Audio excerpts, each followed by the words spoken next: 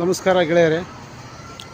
ರೂಪಾಯಿ ಡಾಲರ್ ಎದುರು ವೀಕ್ ಆಗ್ತಾಯಿದೆ ಅಂಥೇಳಿ ತಾವೆಲ್ಲ ನೋಡಿರ್ತೀರಿ.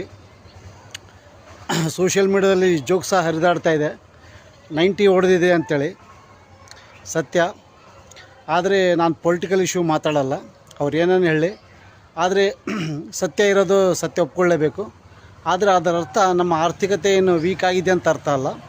ಇನ್ಫ್ಲೇಷನ್ 1% ಆಜುಬಾಜು ಇದೆ. ಹಾಗಾಗಿ ನಮ್ಮ ಎಕನಾಮಿಕಲಿ ಚೆನ್ನಾಗಿದೆ.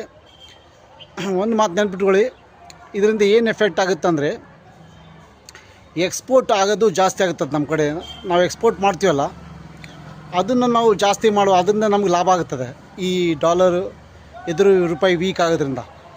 ಆದರೆ ನಾವೇನು ಇಂಪೋರ್ಟ್ ಮಾಡ್ಕೊಂಡು ಕೂತೀವಲ್ಲ, ಅಂದರೆ ಹೊರಗಡೆ ದೇಶದಿಂದ ನಮ್ಮ ದೇಶಕ್ಕೆ ತರಿಸ್ಕೋತೀವಲ್ಲ, ಅದು ಸ್ವಲ್ಪ ಕಾಸ್ಟ್ಲಿ ಬೀಳ್ತದೆ.